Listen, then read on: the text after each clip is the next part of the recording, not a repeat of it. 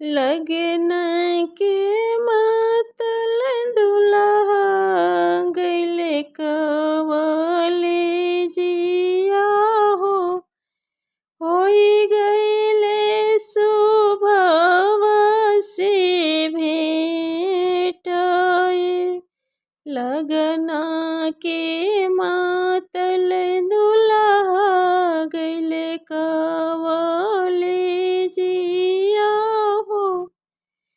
होई गइले सुभवा से भेंट होई गइले सुभवा से भेंट पढ़िया लिखिया बाबू घर के लवट ले हो। सुभवा पूछेली एक बात पढ़िया लिखिया बाबू घर के लवट ले हो। सुभवा पूछेली एक बात अपना के मांगली सुभवा सोने के सिंहोरवा हो। पापा जी के साजल बरियात अपना के मांगली सुभवा सोने के सिंहोरवा हो। पापा जी के साजल बरियात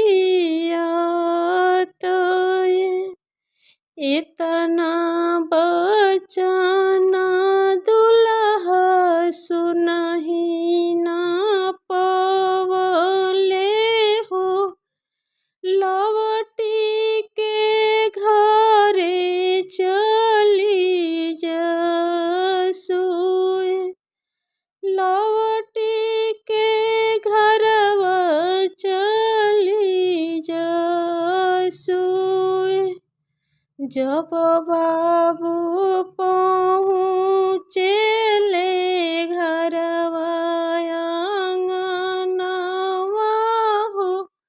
ओरिया तर बैठे मनवा मारी जब बाबू पहुँचेले घरवा आंगनवा हो।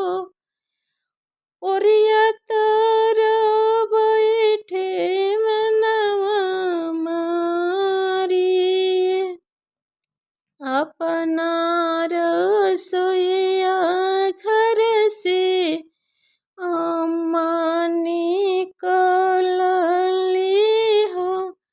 कहे बाबू मानवा मलिन अपना रसोइया घर से चाची निकलली हो। कहे बाबू मानवा मलिन कहे बाबू मानवा मलिन लगन के मातल अम्मा गइनी कवले जिया हो। होई गइले सुभवा से भेंट होई गइले सुभवा से भेंट पूछेली एक बात अपना के मंगली सुभवा सोने के सिनोरवा हो। पापा पापा जी के साजल बरियातोए अपना के मंगली शुभवा सोने के सिंहोरवा हो चाचा जी के साजल बरियातोए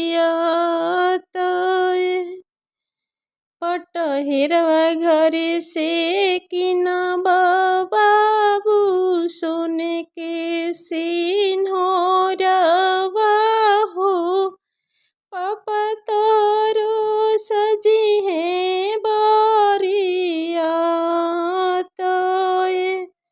पटहेरवा घर से किनबा बाबू सोने के सिंहोरवा हो चाचा तोहरो सजी है बरियातोए भैया तोहरो सजी है बरियातोए लगना के मातल दुल्हा गइले कवलेजिया हो होई गइले शुभवा से भेंटोए लगन